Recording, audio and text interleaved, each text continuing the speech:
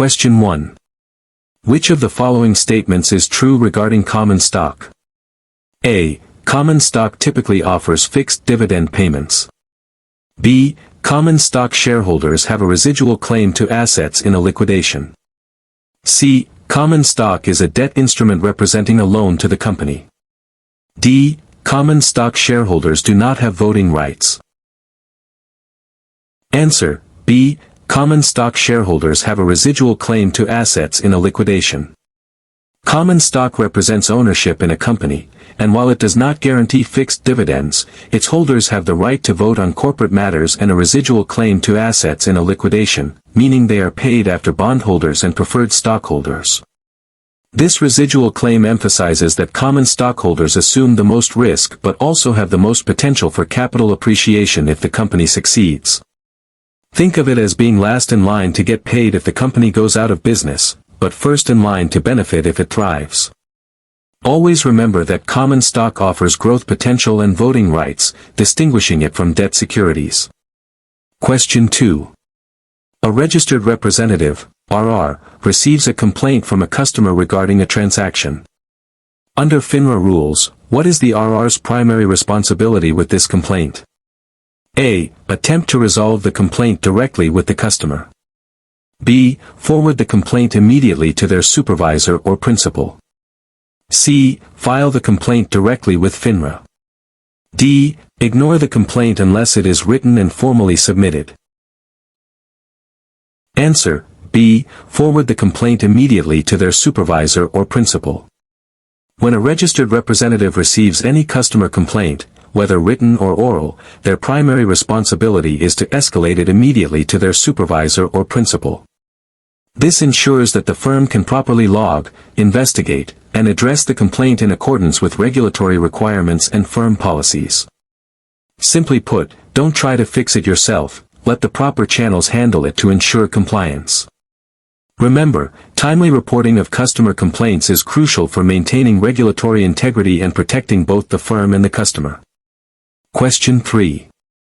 A married couple opens a brokerage account as joint tenants with right of survivorship, STROs. If one spouse dies, what happens to the assets in the account? A. The deceased spouse's share passes to their estate, subject to probate. B. The surviving spouse automatically becomes the sole owner of the account. C. The account is frozen until a court order dictates distribution. D. The assets are split equally between the surviving spouse and the deceased spouse's heirs. Answer: B. The surviving spouse automatically becomes the sole owner of the account. In a joint tenants with right of survivorship, STROs, account, ownership is shared equally, and upon the death of one account holder, the surviving account holder automatically receives the deceased's share, bypassing probate. This means the assets immediately pass to the survivor without needing to go through the legal process of settling an estate. This account type is popular for its simplicity in transferring assets upon death, as seen with couples who want their partner to directly inherit the account. Think of STROs as a seamless transfer of ownership to the survivor. Question 4. An investor places an order to buy 100 shares of XYZ stock at market. This order will be executed. A. Only if the stock reaches a specified price or better. B. Immediately at the best available price. C. At the closing price of the trading day. D. At a predetermined price set by the investor, regardless of market conditions. Answer: B. Immediately at the best available price. A market order is an instruction to buy or sell a security immediately at the best price available in the market. This means the order will be filled as quickly as possible, ensuring execution but not guaranteeing a specific price. For example, if you place a market order to buy, you will pay the lowest current offer price. Conversely, if you place a market order to sell, you will receive the highest current bid price. Remember that market orders prioritize execution speed over price certainty. Question 5. An associated person uses confidential information obtained through their employment to trade securities for personal gain. This action is considered A. A standard practice within the securities industry. B. A violation of the insider trading rules. C. Acceptable if the gains are reported to the firm. D. Permissible as long as the information is not widely known. Answer: B. A violation of the insider trading rules. Trading securities based on material, non-public information that could affect a company's stock price and is not available to the general public, is known as insider trading and is strictly prohibited. This practice is illegal because it provides an unfair advantage to those with access to privileged information, undermining the fairness and integrity of the securities markets. For instance, knowing a company is about to announce a major acquisition before it's public and buying shares based on that knowledge is insider trading. Always remember that fairness and equal access to information are fundamental to market integrity. Question 6. Which of the following characteristics is true of cumulative preferred stock? A. It has voting rights similar to common stock. B. It allows investors to convert shares into common stock. C. It accrues unpaid dividends that must be paid before common stockholders receive dividends. D. Its dividend payments fluctuate based on the company's earnings. Answer: C. It accrues unpaid dividends that must be paid before common stockholders receive dividends. Cumulative preferred stock is a type of preferred stock where any missed dividend payments accumulate and must be paid to cumulative preferred shareholders before any dividends can be paid to common stockholders. This feature provides an added layer of security for investors, ensuring they eventually receive all their promised dividends. For example, if a company skips 2 dividend payments, those payments become arrears that must be settled with cumulative preferred shareholders before common stockholders see any distributions. Think of the cumulative aspect as a built-in IOU for dividends. Question 7. How would an increase in the Consumer Price Index, CPI, likely affect the value of existing fixed-income securities, such as bonds? A. Their value would likely increase due to higher interest rates. B. Their value would likely decrease due to higher interest rates. C. Their value would remain unchanged, as bonds are not affected by inflation. D. Their value would increase due to increased demand for fixed payments. Answer: B. Their value would likely decrease due to higher interest rates. An increase in the Consumer Price Index, CPI, indicates inflation, which often leads the Federal Reserve to raise interest rates to cool down the economy. When new bonds are issued with higher interest rates, existing fixed-income securities, which pay a lower, fixed coupon rate, become less attractive to investors. This decreased attractiveness drives down the market value of older bonds. For example, if your bond pays 3% and new bonds pay 5% due to rising rates, your 3% bond is less desirable. Remember, bond prices move inversely to interest rates. Question 8. Under the Uniform Gifts to Minors Act, UGMA, or Uniform Transfers to Minors Act, UTMA, accounts, who is responsible for paying taxes on the income generated by the account? A. The custodian of the account. B. The minor. C. The donor of the funds. D. The broker-dealer holding the account. Answer: B. The minor. In UGMA/UTMA accounts, any income or capital gains generated by the investments within the account are considered the property of the minor, and therefore, the minor is responsible for paying the taxes on that income. Although the custodian manages the account, the assets legally belong to the minor. However, tax implications for minors can be complex due to the kiddie tax rules, which may tax a portion of the minor's unearned income at the parent's higher tax rate above a certain threshold. It is important to remember that the income generated by the assets in a UGMA/UTMA account is taxable to the minor, not the custodian. Question 9.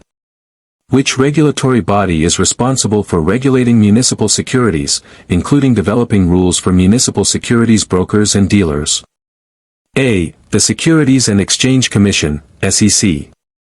B. The Financial Industry Regulatory Authority, FINRA. C. The Municipal Securities Rulemaking Board, MSRB. D. The Federal Reserve Board, FRB. Answer, C. The Municipal Securities Rulemaking Board, MSRB. The Municipal Securities Rulemaking Board, MSRB, is a self-regulatory organization, SRO, specifically tasked with creating rules for municipal securities firms and professionals involved in the municipal bond market. While the SEC oversees the MSRB itself writes the rules that regulate the conduct of broker-dealers and banks that engage in municipal securities activities. For instance, the MSRB sets rules on fair practice and professional qualifications for those dealing in municipal bonds. Always remember that the MSRB focuses exclusively on the municipal securities market. Question 10. A key difference between an open-end management company, mutual fund, and a closed-end management company is that A. Open-end funds trade on exchanges, while closed-end funds are redeemed by the fund. B. Closed-end funds are continually offering new shares, while open-end funds have a fixed number of shares. C. Open-end funds are priced at net asset value, NAV, while closed-end funds can trade at a premium or discount to NAV. D. Closed-end funds can only invest in debt securities, while open-end funds can invest in both stocks and bonds. Answer, C. Open-end funds are priced at net asset value, NAV, while closed-end funds can trade at a premium or discount to NAV. Open-end funds, commonly known as mutual funds, continuously issue and redeem shares, and their purchase and redemption price is always based on their net asset value, NAV, per share. In contrast, closed-end funds issue a fixed number of shares through an initial public offering, IPO, and then trade like regular stocks on exchanges, meaning their market price can deviate from their NAV and trade at either a premium, above NAV, or a discount, below NAV. Think of a closed-end fund's shares as a stock that you buy and sell in the open market, while mutual fund shares are directly bought from or sold back to the fund itself. This distinction in pricing mechanism is fundamental. Question 11. Which type of risk affects a specific company or industry, but not necessarily the entire market? A. Systematic risk. B. Interest rate risk. C. Unsystematic risk. D. Purchasing power risk. Answer, C. Unsystematic risk. Unsystematic risk, also known as specific risk or company-specific risk, is the risk associated with a particular company or industry. This type of risk can often be reduced or eliminated through diversification, such as by investing in a variety of companies across different sectors. For example, a new competitor entering the market might negatively impact a single company's stock, but not the overall stock market. In contrast, systematic risk affects the entire market and cannot be diversified away. Question 12. Which of the following is primarily an interdealer market where unlisted securities are traded? A. The New York Stock Exchange, NYSE. B. The Nasdaq Global Select Market. C. The over-the-counter, OTC, market. D. The Chicago Board Options Exchange, CBOE. Answer, C. The over-the-counter, OTC, market. The over-the-counter, OTC, market is a decentralized market where securities not listed on major exchanges are traded directly between dealers through electronic networks. Unlike exchange-based trading, the OTC market does not have a physical location. Instead, participants trade via phone and computer networks. This market primarily facilitates the trading of unlisted stocks, corporate bonds, and municipal bonds, acting as an interdealer network where prices are negotiated. For example, penny stocks are often traded exclusively on the OTC market. Question 13. A firm's website, which is accessible to current and prospective customers, would be considered what type of communication under FINRA rules? A. Correspondence. B. Institutional communication. C. Retail communication. D. Public appearance. Answer, C. Retail communication. Under FINRA rules, retail communication is defined as any written, including electronic, communication distributed or made available to more than 25 retail investors within any 30 calendar day period. A firm's website clearly fits this definition as it is designed to reach a broad audience of individual investors, both current and prospective. Because it reaches a large retail audience, retail communication often requires principal approval before use to ensure accuracy and compliance with advertising standards. Think of any mass communication to the general public as retail communication, requiring careful review. Question 14. An exchange-traded note, ETN, is a type of unsecured debt security. This means that A. ETNs offer principal protection and are guaranteed by a government entity. B. The ETN's performance is tied to an underlying index, but the investor faces the credit risk of the issuer. C. ETNs are always backed by a diversified portfolio of assets. D. ETNs pay a fixed interest rate regardless of the underlying index performance.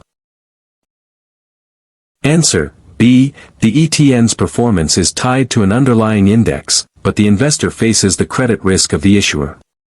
An exchange-traded note, ETN, is an unsecured debt obligation issued by a financial institution, meaning it is not backed by specific collateral. While its returns are linked to the performance of an underlying index, investors bear the credit risk of the issuing bank, meaning if the issuer defaults, the investor could lose their principal. For example, if a bank issues an ETN tied to a commodity index, its value will track the index, but if the issuing bank goes bankrupt, the investor could lose their investment even if the commodity index performs well. Always remember that ETNs carry issuer credit risk in addition to market risk. Question 15. Which of the following accounts typically has a trustee who manages the assets for the benefit of a beneficiary? A. A cash account. B. A margin account. C. A trust account. D. An individual retirement account, IRA. Answer: C. A trust account.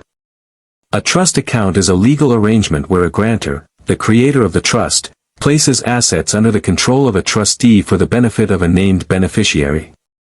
The trustee has a fiduciary duty to manage the assets according to the terms of the trust agreement and in the best interest of the beneficiary. For example, a grandparent might set up a trust account with a trustee to manage funds for a grandchild's college education. The trustee plays a crucial role in overseeing the assets and distributing them as specified. Question 16. The Securities Investor Protection Corporation, SIPC, protects customer accounts against which of the following? A. Losses due to fluctuations in the market value of securities. B. Fraudulent activities committed by the brokerage firm. C. The failure of a broker-dealer, up to certain limits.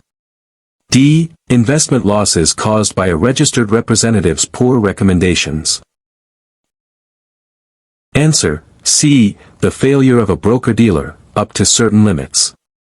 The Securities Investor Protection Corporation, SIPC, is a non-profit organization that protects customers of brokerage firms in the event of the firm's financial failure, up to a maximum of $500,000 per customer, including up to $250,000 in cash. SIPC does not protect against market losses or poor investment decisions, but rather ensures that customer assets held at a bankrupt broker-dealer are returned to them. Think of SIPC as similar to FDIC insurance for bank deposits, providing a safety net against broker-dealer insolvency. Question 17. In a primary offering, a group of broker-dealers who collectively assist in the distribution of a new issue of securities is known as A. A tender offer committee. B. A stock exchange. C. An underwriting syndicate. D. A mutual fund. Answer: C. An underwriting syndicate. An underwriting syndicate is a temporary group of investment banks or broker-dealers formed to underwrite and distribute a new issue of securities to the public in a primary offering. The syndicate members share the responsibility, risk, and profits from selling the new securities. For example, when a large company decides to go public, several investment banks might form a syndicate to collectively help sell millions of shares to investors. This collaboration allows for more efficient distribution and risk sharing among the participating firms. Question 18. Which of the following statements is true regarding municipal bonds? A. The interest income from municipal bonds is always federally taxable. B. Municipal bonds are generally considered riskier than corporate bonds. C. The interest income from municipal bonds is often exempt from federal income tax. D. Municipal bonds are typically issued by corporations to raise capital. Answer: C. The interest income from municipal bonds is often exempt from federal income tax. Municipal bonds are debt securities issued by state and local governments and their agencies to finance public projects, such as roads, schools, or hospitals. A key attractive feature of municipal bonds is that the interest income they generate is often exempt from federal income tax, and sometimes from state and local taxes if the bondholder resides in the issuing state. This tax-exempt status makes them particularly appealing to investors in higher tax brackets. Always remember that municipal bonds offer a tax advantage on their interest income. Question 19.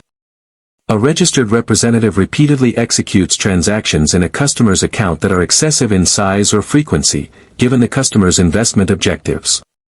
This prohibited practice is known as A. Market manipulation. B. Churning. C. Front-running. D. Free riding. Answer: B. Churning. Churning occurs when a registered representative excessively trades in a customer's account primarily to generate commissions rather than to achieve the customer's investment objectives. This practice is unethical and illegal because it exploits the customer's trust and generates unnecessary costs. For example, if an RR makes 20 trades in a conservative investor's account within a month, it might be an indication of churning. Remember that an RR's duty is always to act in the best interest of the customer, not to maximize their own commissions. Question 20. Regular way settlement for corporate equities and municipal bonds typically occurs on which day? A. Trade date, T. B. Trade date plus 1 business day, T plus 1. C. Trade date plus 2 business days, T plus 2. D. Trade date plus 3 business days, T plus 3. Answer: C. Trade date plus 2 business days, T plus 2. Regular way settlement refers to the standard time frame for the buyer and seller of securities to fulfill their obligations by exchanging cash for securities. For most corporate equities, corporate bonds, and municipal bonds, regular way settlement occurs on the second business day following the trade date, T plus 2. This means if you buy a stock on Monday, you will pay for it and receive ownership of the shares on Wednesday. Conversely, government securities and options generally settle on T plus 1. Question 21. What is the primary purpose of Form U4, which must be completed by individuals registering with a FINRA member firm? A. To report customer complaints against the individual. B. To apply for a securities license and disclose employment history and disciplinary actions. C. To terminate an individual's registration with a firm. D. To record continuing education requirements for registered representatives. Answer: B. To apply for a securities license and disclose employment history and disciplinary actions.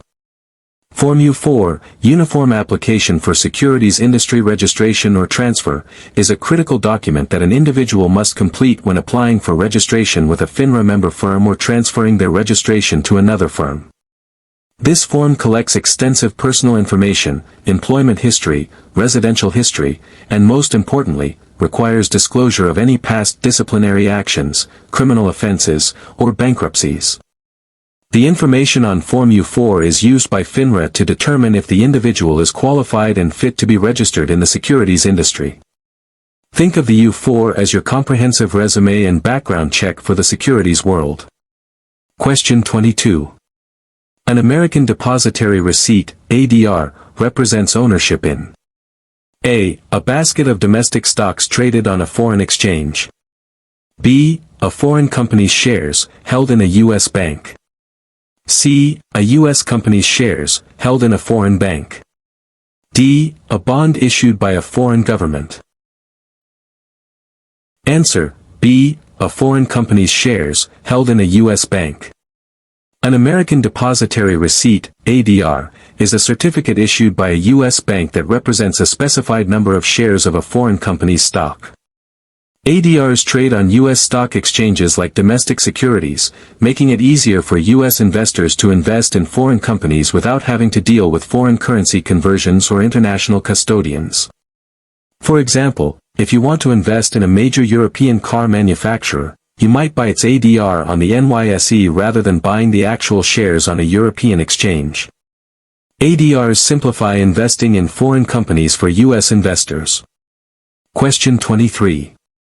What does an inverted yield curve typically suggest about the economy? A. It predicts strong economic growth and rising inflation.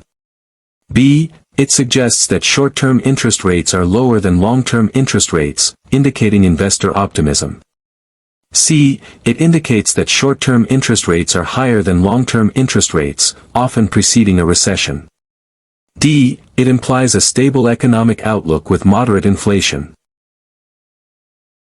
Answer: C. It indicates that short-term interest rates are higher than long-term interest rates, often preceding a recession. A yield curve plots the yields of bonds with equal credit quality but differing maturity dates. An inverted yield curve occurs when short-term interest rates are higher than long-term interest rates, meaning investors demand less compensation for lending money for longer periods. This unusual phenomenon often signals that investors expect economic growth to slow down significantly or even enter a recession in the near future, leading the Federal Reserve to potentially lower rates down the road. Historically, inverted yield curves have been reliable indicators of impending economic contractions. Question 24. Which of the following retirement plans is typically established by employers and must comply with specific rules under the Employee Retirement Income Security Act, ERISA? A. Individual retirement accounts, IRAs. B. Roth IRAs. C. Qualified plans, such as 401(k)(s). D. Non-qualified plans, such as deferred compensation plans. Answer: C. Qualified plans, such as 401(k)(s). Qualified retirement plans, like 401(k)(s), 403(b)(s), and defined benefit plans, are established by employers and must meet specific requirements set forth by the Employee Retirement Income Security Act, ERISA, of 1974. ERISA mandates rules for participation, funding, vesting, and fiduciaries to protect employees' retirement savings. For instance, these plans typically allow pre-tax contributions and tax-deferred growth. In contrast, IRAs are individual plans, and non-qualified plans do not have the same ERISA protections. Question 25. A registered representative makes a recommendation to a customer based solely on the customer's age. This action violates which FINRA rule? A. Communications with the public rule. B. Anti-money laundering rule. C. Suitability rule. D. Know your customer, KYC, rule. Answer: C. Suitability rule. The FINRA suitability rule requires registered representatives to have a reasonable basis for believing that a recommended transaction or investment strategy is suitable for the customer. This assessment must be based on an understanding of the customer's investment profile, which includes, but is not limited to, age, financial situation, investment experience, investment objectives, and risk tolerance. Making a recommendation based solely on age is an inadequate and potentially harmful oversimplification that fails to meet the comprehensive requirements of suitability. Always remember that suitability demands a holistic view of the customer's financial picture, not just one factor.